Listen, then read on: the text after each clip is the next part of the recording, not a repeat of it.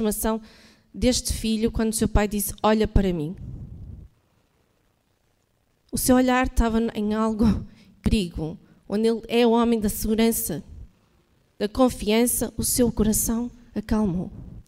E é isto que Cristo quer que cada um possa entender, que apesar dos problemas, apesar de desmoronamentos da nossa vida que possa existir, fixem os olhos em Cristo, desviem o vosso olhar das coisas temporais e fixem os olhares em Cristo e nas coisas eternas. A Daniela disse semana passada uma coisa importante que ficou na minha memória. Não é que não saibamos, mas como já temos ouvido, às vezes é necessário ouvir muitas vezes. Quantas vezes estamos tristes, desanimados? E ela disse-nos uma coisa muito importante. Peguem no vosso cenário que às vezes está ali no pó, a aguardar o sábado. Louvem a Deus, cantem. O vosso coração irá ficar acalmado. Procurem desbravar a Bíblia, porque procurarão e encontrarão pepitas de ouro, diamantes de grande valor, como as promessas de Deus. Animem-se em Cristo e que esta possa ser uma mensagem para vocês e para mim e que guardemos até a eternidade. Amém. Vamos passar agora à recapitulação da lição. Ela será trazida até nós pela Daniela. E então damos a palavra à Daniela. Um bom proveito para todos vós e até já.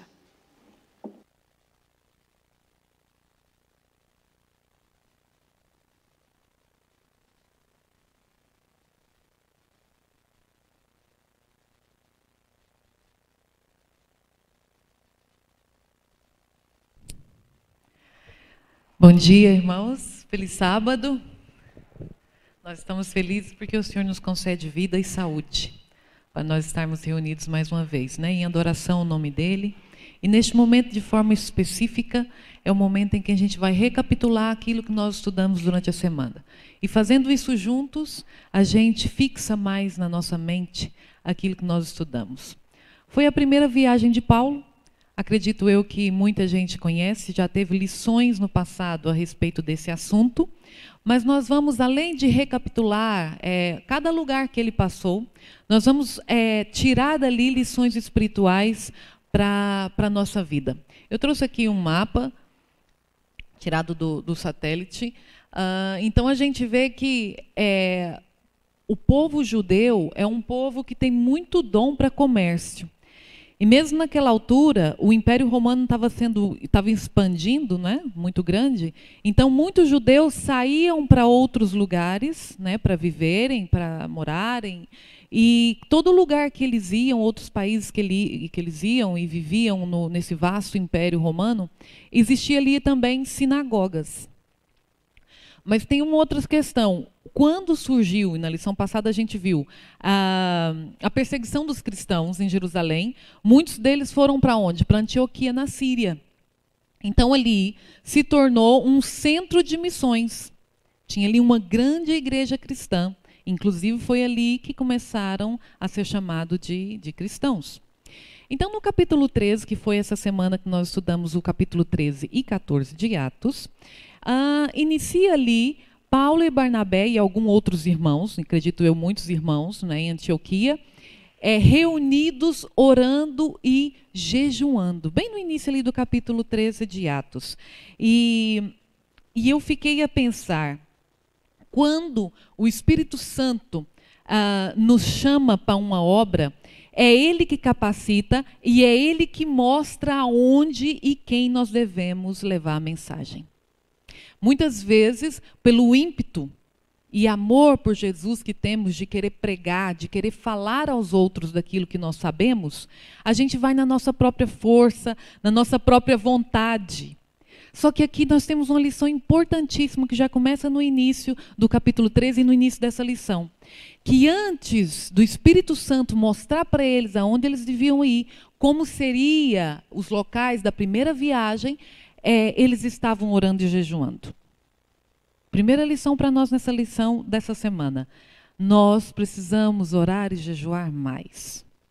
Porque só assim é que o Espírito Santo vai nos capacitar e nos orientar de como nós devemos fazer a obra que o Senhor tem. Porque o Senhor tem. Ele tem uma obra para cada um de nós.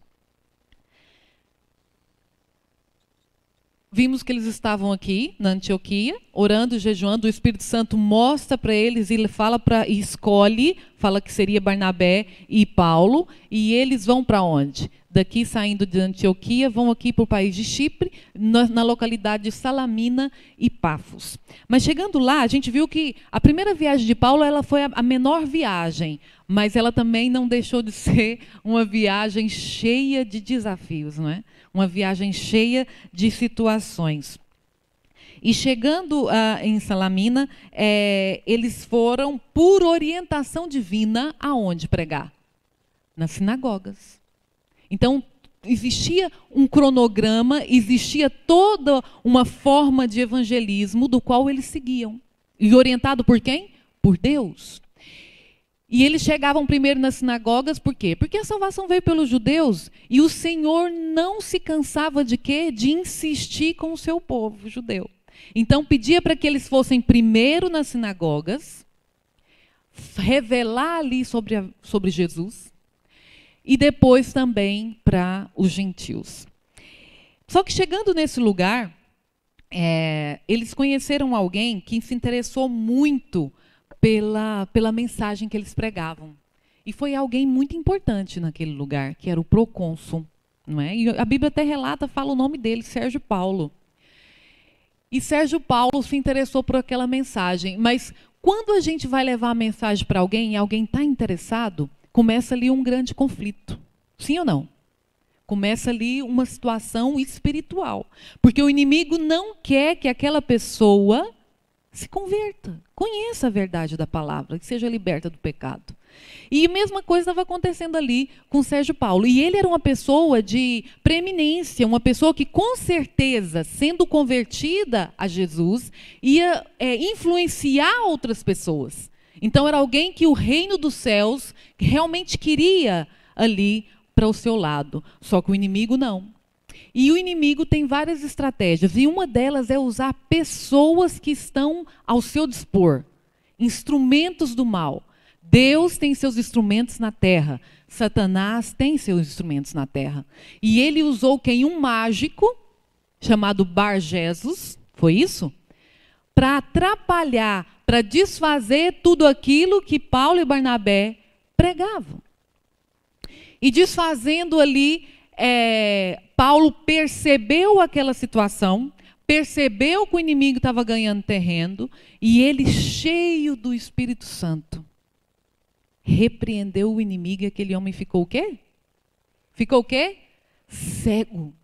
Hoje em dia, gente, com essa mentalidade toda de direitos humanos, né, de tadinho da pessoa, mesmo que ela mate, que ela roube, né, e aquele consternamento, a gente olha e fala, nossa, mas que maldade, coitado do homem, será que precisava ficar cego? Com Deus é diferente, meus irmãos. Não se põe no caminho dele, não. Não atrapalha a obra dele, não. E uma lição importante nós aprendemos aqui com isso. E Deus foi tão misericordioso que deixou que ele ficasse cego por algum tempo. Ele não ficou cego para sempre. Mas Deus poderia colocar ele cego para sempre. Porque ele estava sendo o quê? Um instrumento de Satanás. E todos os seres humanos nessa terra têm que escolher de que instrumento que ele quer ser.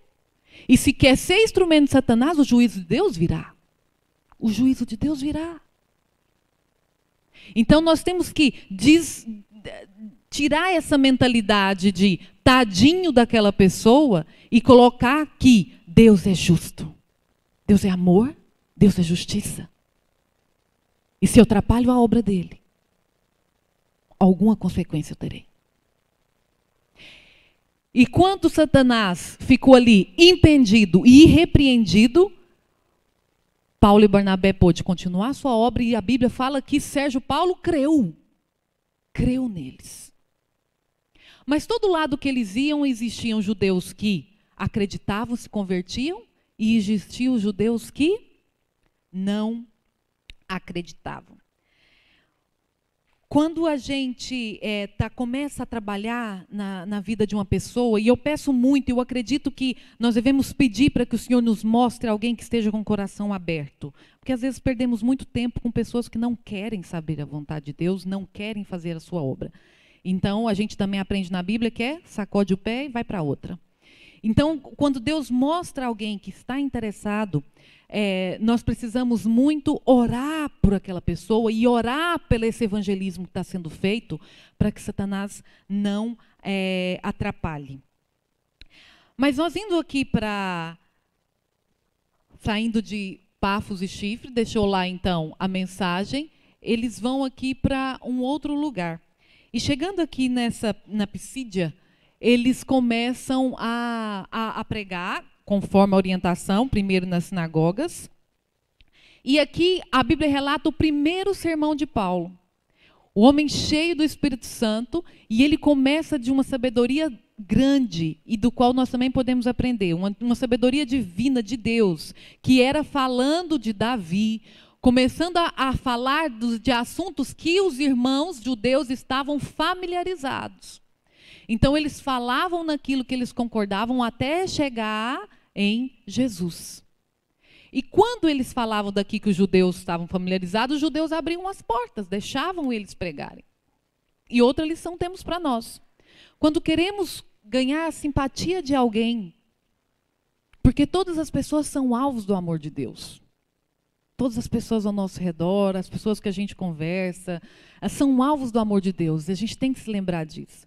E a gente ganhando ali a simpatia dessa pessoa, falando do que nos é comum, do dia a dia, das coisas que são corriqueiras, esse assunto e essa conversa pode terminar na salvação que Jesus tem para a vida dela.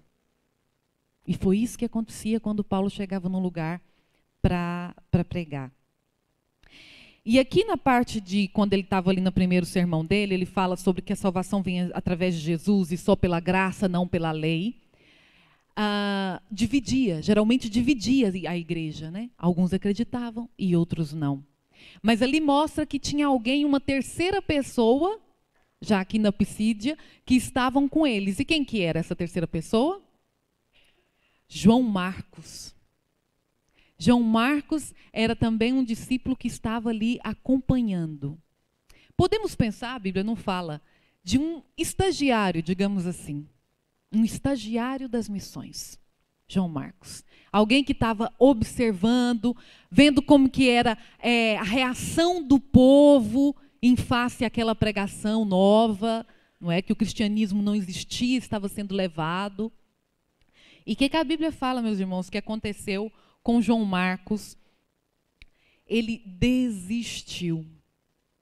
Vendo ali o burburinho das pessoas, vendo pessoas com ódio, porque o inimigo é contra, tem raiva de Deus e dos filhos dele, com aquele ódio, aquela motivação de fazer mal para eles, para Barnabé e Paulo, João Marcos viu que a situação não seria fácil. Não seria brincadeira ali. E ele desistiu, voltando para a casa da sua mãe, voltando para Jerusalém. Uma lição que nós temos aqui, meus queridos. Quando nós conhecemos a Jesus, ele não nos promete que a nossa caminhada cristã será fácil. Ele deixa isso bem claro. Tão claro que nós temos vários exemplos, e o livro de Atos na Bíblia é um deles, das perseguições, das dificuldades que o cristão enfrenta ao seguir Jesus. Só que uma coisa é a gente saber, não é? Outra coisa é a gente viver. E é no momento de viver, de presenciar, é que a gente vê que se a gente consegue, vai dar conta ou não. E foi o que aconteceu com João Marcos. É fácil para a gente ler a história e falar assim, fraquinho ele, né? Estava ali junto com o Paulo fazendo um monte de milagres, e de repente ele desiste tudo, mas era muito fraco. Mas quando eu estava estudando essa lição e pensando na situação, no que motivou João Marcos a desistir, eu pensei na tensão psicológica que ele enfrentou ali, na situação terrível que é sentir o poder das trevas em volta daqueles homens de Deus. E por que só ele voltou e os outros dois não desistiram? Pelo contrário, a gente vê que Paulo e Barnabé continuavam ali firme no caminho, prosseguindo na viagem. Existia uma diferença, e essa é a diferença que nós temos hoje que buscar e que ter para não desistir. Era o Espírito Santo. O Espírito Santo era o único ser e é o único ser que pode motivar, que pode nos ajudar a esquecer de nós mesmos em face de uma situação de perigo.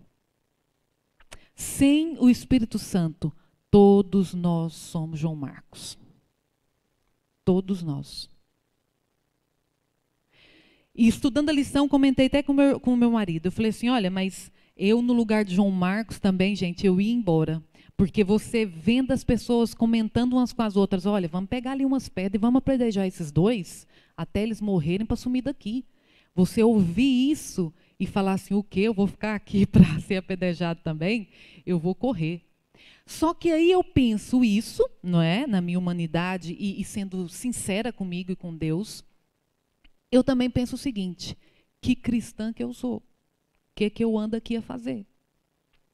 E eu desanimo. Me sinto triste, me sinto envergonhada de me chamar de cristã e olhar ao mesmo tempo para esses atos aqui. Só que sabe qual que é a minha esperança, irmãos? Que me faz não desistir e continuar sendo cristã e adventista do sétimo dia? É saber que eu posso pedir o Espírito Santo e que o mesmo Espírito Santo que fez diferença na vida deles, de Paulo, de Barnabé, é o mesmo que pode fazer diferença na minha vida. E isso me ajuda a não desistir, que isso também seja a sua força, de saber que para terminar a obra como eles começaram o início da vida da igreja cristã, da igreja de Deus na terra. E nós vamos o quê? Terminar. Nós precisamos dessa mesma força, nós precisamos desse mesmo Espírito Santo. Aí eu tiro os olhos de mim, da minha fraqueza, e olho para Deus, e olho para Jesus, e olho para o Espírito Santo. E começo o quê? A pedir o batismo do Espírito Santo. Porque nos é prometido chuva serôdia para os últimos dias. E aí eu sinto-me alegre novamente, porque eu sei que não vai ser na minha força, não vai ser na minha força, vai ser na força do Espírito Santo. Então vamos continuar. O João Paulo voltou e eles continuaram a caminhada, a viagem. Numa santa ousadia, nada desanimava Paulo e Barnabé. Eles chegaram aqui num lugar onde aconteceu algo interessante, que foi Icônio. E estando aqui em Icônio, eles foram primeiro lá à sinagoga, falaram com os judeus, fizeram sinais e prodígios. O Lucas ele foi um pouco sucinto, porque eu acredito que não dava para escrever tanta coisa que acontecia. Então, além de pregar, eles também, de uma forma prática, mostravam o poder de Deus. Só que eles foram o quê? Apedrejados. Lá em Pisídia, a gente só vê rumores de serem apedrejados. E só por esses rumores, João Marcos foi embora. Mas em Icônio, realmente, as pessoas começaram realmente a fazer com que eles fossem embora de lá. E uma coisa maravilhosa é que em Listra e em Derbe, que era um lugar 29 quilômetros depois de Icônio, a gente vê que eles foram ali expulsos de Icônio, mas que eles não desistiram, continuando a ir para outro lugar a pregar. E quando eles chegaram em Icônio, eles ficaram sabendo de uma história, de Icônio não, de Listra e Derbe. Eles conheceram alguém que era coxo de quê? De nascença. E essa pessoa, que era coxo de nascença, tinha o quê? O que foi a diferencial daquela pessoa para ela ser curada? Eles curaram, mas a Bíblia fala de algo interessante ali. Aquele homem, se calhar, não era cristão, era judeu, mas Paulo, ao olhar para ele, viu que ele tinha o quê? Fé. Viu que ele era um homem de fé. Então, há duas coisas interessantes. O poder de Deus para fazer algo na vida de alguém não é só a parte divina, mas a parte humana. E a parte humana é acreditar. Então, um milagre, algo para diferenciar, para acontecer na nossa vida, nós precisamos acreditar que vai acontecer. Então, esse homem foi curado porque ele acreditou que ia acontecer. Até agora ninguém quis participar, mas podem ficar à vontade, tem microfones lá atrás. Quem quiser participar, levanta a mão. Ok, já tem aqui a Cristina. Por favor, do outro lado aqui, a Cristina.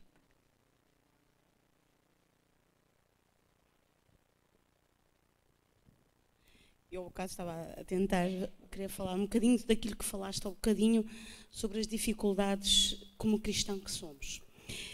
E é verdade que muitas vezes gostamos de ser Jesus e seguir a vida de Jesus. Mas esquecemos que Jesus veio realmente mostrar o que nós devemos ser, mas ninguém quer ser Cristo, que é diferente. O Cristo veio sofrer, veio padecer e, acima de tudo, veio fazer a vontade do Pai. E falamos muitas vezes sobre o poder de Deus. É verdade que Deus também tem poder para tudo. Mas, acima de tudo, como cristãos, nós temos que ter uma renovação do nosso entendimento, como Paulo teve, apesar das dificuldades que ele teve todas, ele sabia o senso de propósito que tinha na terra. E quando nós tivermos um senso de propósito, de que todos nós temos um propósito aqui para fazer, para ajudar, para cumprir a missão que Deus tem para nós, nós vamos encarar essas dificuldades porque faz parte do processo, do propósito que Deus tem para mim. Quando eu penso desta forma, eu não vou me lamentar. Claro que sofro como ser humano que sou, porque ninguém gosta de sofrer, como é evidente. Mas quando eu tenho esta amplitude, uma atitude de dizer eu tenho um senso de propósito e Deus está a me usar para tal, eu fico feliz, mesmo passando por essas provações. Porque sermos cristãos, mais do que utilizar o poder de Deus, é conhecer o amor do Pai. Porque Deus é poder, é amor, mas mais do que isto, é conhecer verdadeiramente o amor do Pai. E o amor do Pai faz com que esse amor nos una todos como irmãos e como família. E a família é muito importante no seio da igreja. E quando nós temos todos este senso de propósito, esse senso de amor uns com os outros, então as dificuldades vêm, mas sorrimos e abraçamos uns aos outros, levando a obra avante. Isto é que é a grande diferença que Paulo tinha. Paulo sofreu, padeceu, mas ele tinha o senso de propósito daquilo que tinha que fazer aqui na terra. Quando nós tivermos este conhecimento, desta atitude, nós não vamos tanto lamentar as dificuldades que vão aparecendo, porque elas fazem parte, elas têm que fazer parte, não é? Senão nós não crescemos, sermos cristãos sentados, não é? Fazem parte. Quando eu tenho esta sensação, eu vou não entristecer, sofro, mas capacito-me que isto é para mim e eu sigo em frente na obra de Deus. Amém. Obrigada, Cristina. Obrigada pela participação. Ela falou uma coisa importante, é a gente reconhecer que nós estamos aqui nessa terra para essa missão. Para essa missão. E você contando, eu me lembrei de algo que aconteceu comigo, de alguns anos já, quando estava um pouco mais jovem, que eu ficava pensando assim, mas qual que é o propósito da minha vida? Eu acho que chega uma idade que a gente começa, né? Para que eu estou aqui? Qual que é o propósito? O que eu tenho que fazer da vida? Só porque eu estava pensando muito no lado material, no lado profissional, no lado humano das coisas, né? Naquela ambição, não é? Que às vezes é natural, de alcançar, de conquistar. E daí eu fui ler um livro que me deram, que chama Uma Vida com Propósito. E fui ler esse livro, só que eu fui com sede nesse livro, que esse livro ia dizer para mim, seja uma tal pessoa, uma profissão tal, que fosse falar para mim aquilo que eu queria ouvir, que eu esperava. Não é? Que ali naquele livro eu ia saber o tipo de pessoa que eu ia ser nessa vida, muito bem sucedida e pronto. E mesmo sendo cristã. E eu li o livro. No final, eu fiquei um pouco assim decepcionada. Eu lembro como se fosse hoje, mas foi tão libertador. O livro falou que eu nasci para a honra e glória de Deus e para beneficiar os outros. O único propósito da minha vida. Como eu disse, como a minha intenção era eu fiquei um pouco decepcionada. Mas depois eu falei, eu acho que está na hora de eu decidir, e foi o que a Cristina falou, conscientizar de quem eu sou e de quem e o que Deus quer para a minha vida. E eu acho que Paulo enfrentou isso tudo, além de ter a força que vem do Espírito Santo, ele tinha realmente esse senso de missão, ele não tinha dúvidas. Ele não tinha dúvidas de quem ele era e o para que ele foi chamado. E na nossa vida não é diferente, meus irmãos, poderia até ser. Poderia até ser um livro de histórias, da gente saber o que se passou e hoje a gente vem à igreja e estamos aqui todos muito bem. Mas não é não, meus irmãos. E se não é um livro de histórias, se é um livro de orientação de como eu devo evangelizar, se é um livro que mostra para mim o que vai acontecer quando de fato eu começar a evangelizar mesmo, o melhor que nós devemos fazer é assumir essa identidade de missionários e começar a clamar pelo Espírito Santo. É a melhor coisa. É decidir de fato sermos cristãos. E foi, agora voltando um pouco na minha experiência pessoal, e foi libertador. Foi libertador, porque o livro quis dizer para mim que essa era a minha primeira razão e propósito de vida. As outras coisas, profissão, etc. e tal, vinha depois. Deus ia se encarregar de cuidar delas na minha vida. Mas o que eu devia estar a pensar é que eu sou uma missionária. E mais na frente daqui da lição, depois de eu contar essa história aqui, eu vou falar algo que era interessante, eles primeiro com os judeus. Claro, a gente vê que Deus que queria que eles pregassem primeiro para os judeus. Mas tem uma outra lição que a gente pode aprender aí. Tem mais alguém que quer comentar? Por favor. Bom dia. Bom dia. Na idade que tenho é um prazer ouvir uma cabeça como a que estou a ouvir. Mas eu queria apenas alertar para duas coisas. O grande Paulo, que a irmã está a falar, teve um encontro muito importante, que mudou a sua vida. Saulo, Saulo, por que me persegues? Porque procuras perseguir aqueles e queres ser os outros do passado? Porque não deixas mudar a tua vida? Porque não deixas ser transformado? Meus irmãos, eu tenho muito medo de mim mesmo. Tenho muito medo de mim porque eu vivo neste mundo. E como vivo neste mundo, e sei o que o mundo hoje oferece, o que o mundo hoje nos entretém, o que o mundo hoje nos faz passar o tempo. E à sexta-feira, ao pôr do sol, é verdade, amanhã temos de ir à igreja. Irmãos, enquanto não formos cristãos 7 dias por semana, eu duvido muito que nós saibamos o tempo em que estamos a viver. Não é o pertencer à igreja que resolve o nosso problema com Deus, irmãos. Não é só ouvir ao sábado à igreja que resolve o nosso problema com Deus. A Bíblia é clara. Entrega o teu caminho ao Senhor. Confia nele. E deixa que Ele trabalhe a tua vida. Foi exatamente o que Paulo fez. Entrega-te e deixa que eu faça o que tenho a fazer com a tua vida. Mas, muita atenção. Estou muitas vezes a anunciar isto. Já começa a passar à história. O mundo em que temos no século XXI não é para brincar. Ele não é para brincadeiras. Ele embrulha qualquer um. Ele domina qualquer um. Ele entretém qualquer um. Ele ajuda-nos a fugir e a lembrar-nos no sábado que temos de ir à igreja, mas talvez da parte da manhã, da parte da tarde já não sei se será assim ou não. Irmãos, isto é um aviso muito sério. Quem foi Paulo? Quem é Paulo? Quem fomos nós? E o que é que continuamos a ser? Vamos deixar-nos trabalhar? Vamos deixar-nos ser trabalhados? Ou continuamos felizes porque vimos ao sábado da igreja? Desculpa, muito obrigado. Obrigada, irmão. Vamos passar então rapidamente para a gente já ir para a parte final da lição sobre o que aconteceu, que foi muito interessante quando ele chegou à lista em Derbe e houve a cura, né, desse coxo. E as pessoas daquele lugar fizeram o quê? Acharam que eles eram a personificação de dois deuses, porque eram povos assim, idólatras, pessoas que não conheciam o Deus verdadeiro. Então, eles viram que eles tinham feito Paulo tinha feito aquele milagre e falaram: olha, Júpiter e Mercúrio estão aqui entre nós, vamos oferecer sacrifício a eles.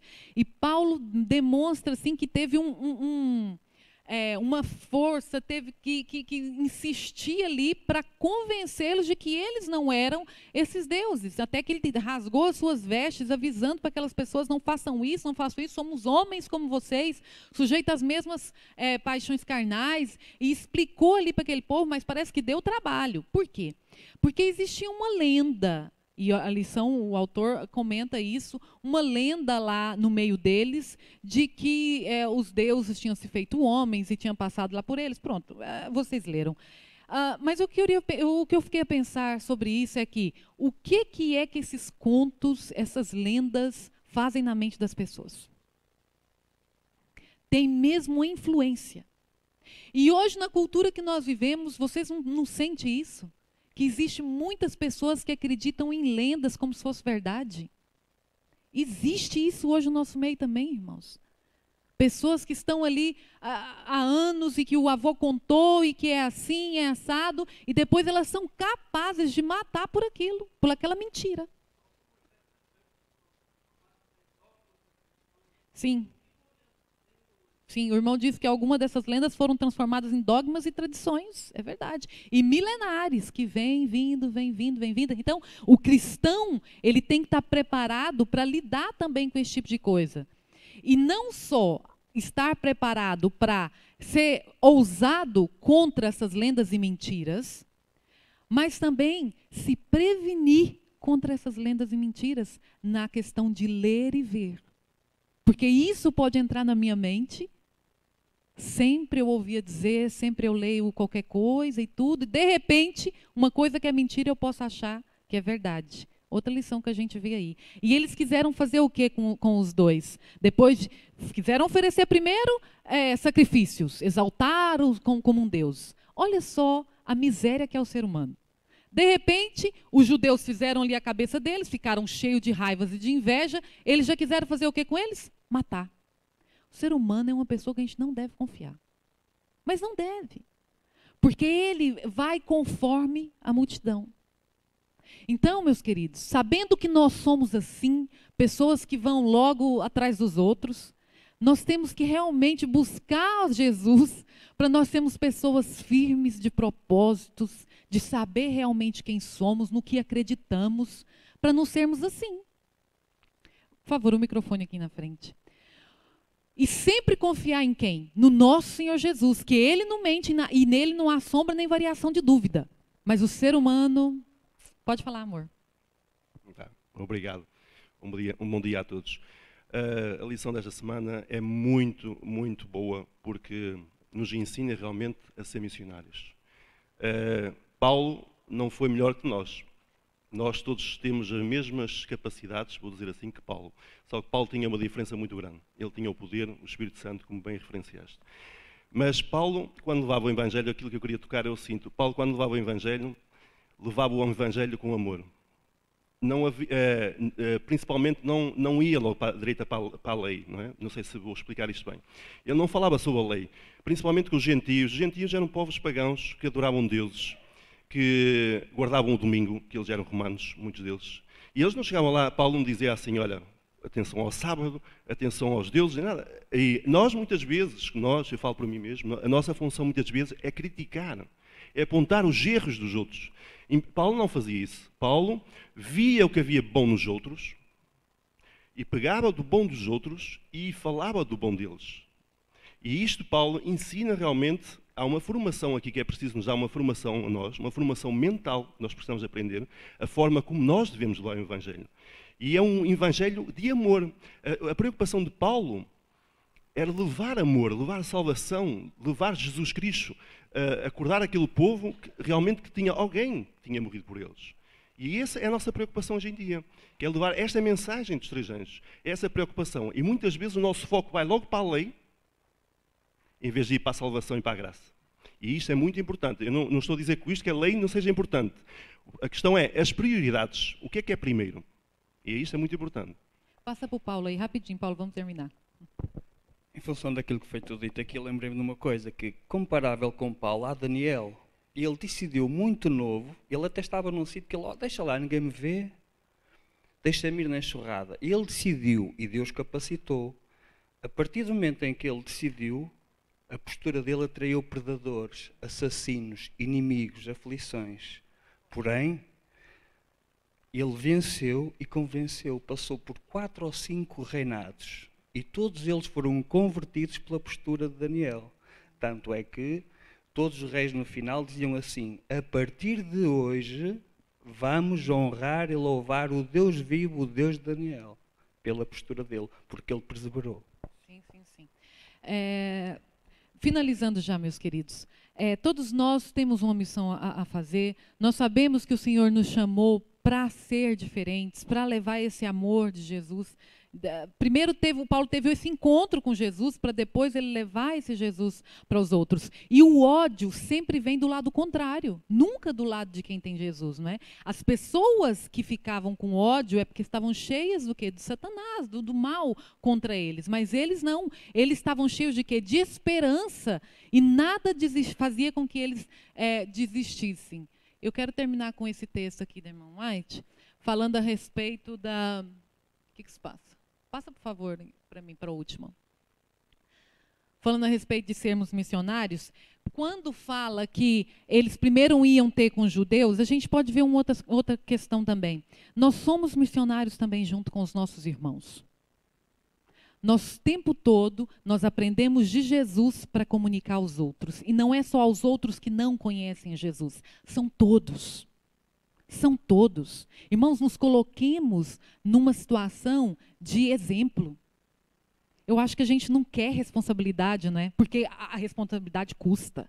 Mas a gente tem que tomar para nós a nossa responsabilidade de ser exemplo para o marido e para a esposa em casa, de ser exemplo para os filhos, de ser exemplo para os tios, para os primos, para a nossa família.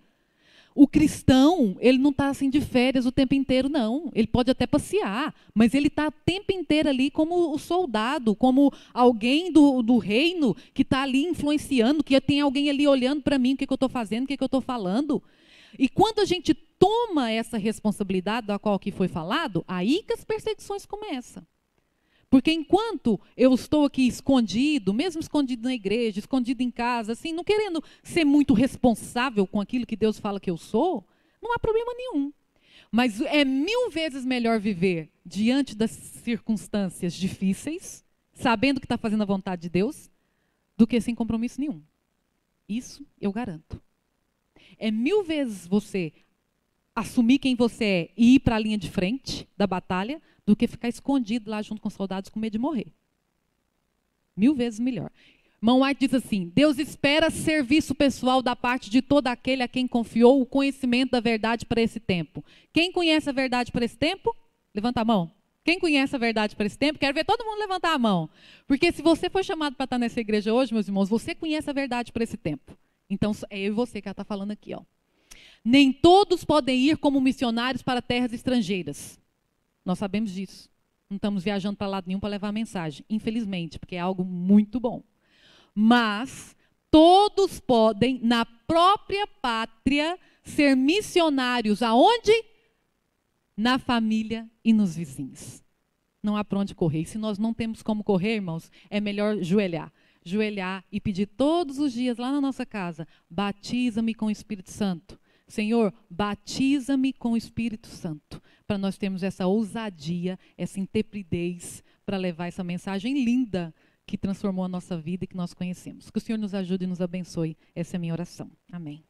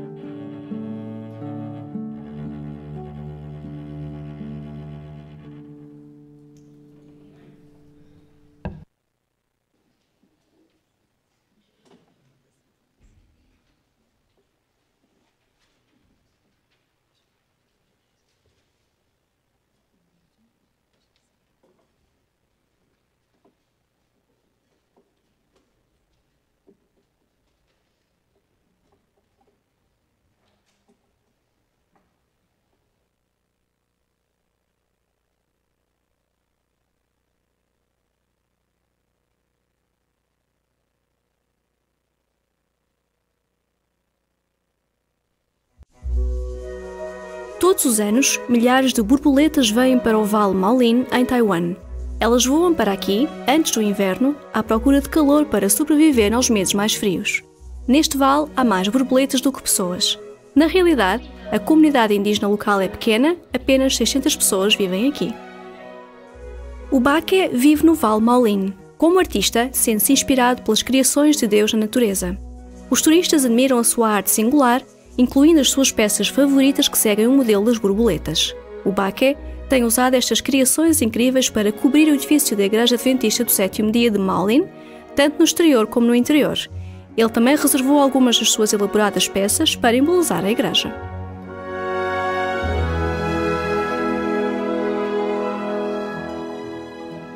As bonitas e coloridas borboletas de metal de Ubaque ajudam a fazer com que esta igreja se destaque entre as muitas outras denominações cristãs nesta comunidade. No entanto, não são os ornamentos de metal, madeira ou tecido que tornam esta igreja conhecida na comunidade.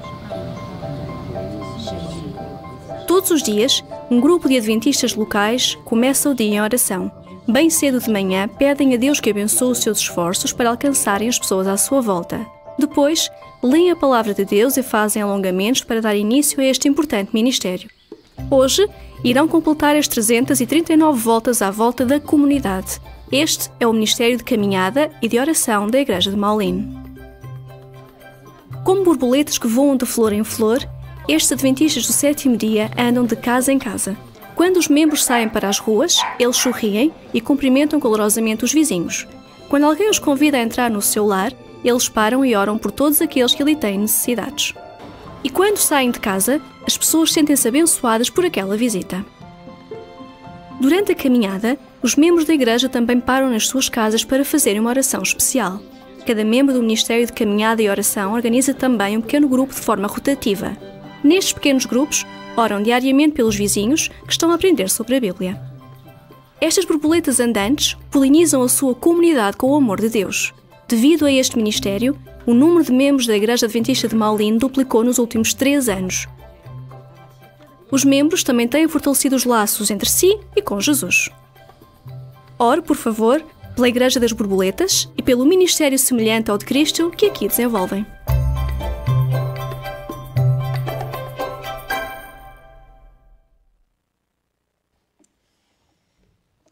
Agradecemos à Daniela pela recapitulação da lição que nos trouxe e também um belo momento musical que nós tivemos.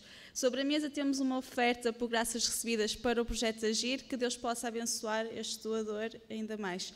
E para continuar, a Escola Sabatina deseja que nós possamos tomar a nossa cruz, porque nós fomos escolhidos por Deus para levar esta mensagem, nós somos escolhidos para ser os seus soldados e para ir a este mundo todo levar a sua mensagem. Por isso vamos cantar o hino número 344, Ó Cristãos Avante.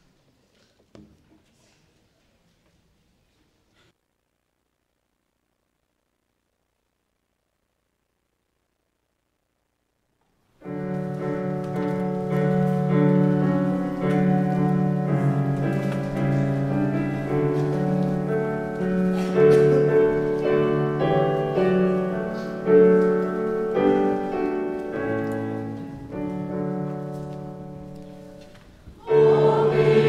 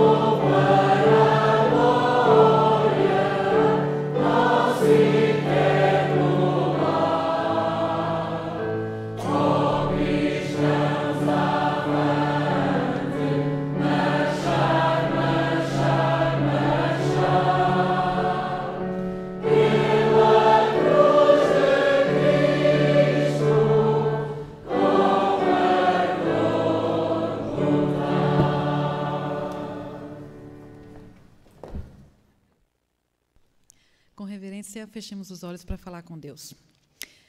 Grandioso Deus, amoroso Pai, não me canso, Senhor, de te agradecer pela Tua palavra.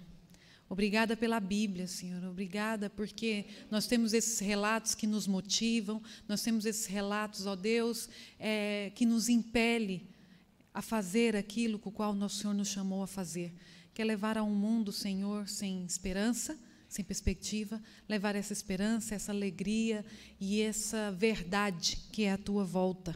Por isso, ó Deus, a Tua igreja aqui em Canelas clama pelo batismo do Espírito Santo. Sabemos que só isso será possível pelas forças que vêm do céu, ó Pai. Somos nada, somos pó, somos falhos e ainda estamos dormindo, muito conformados.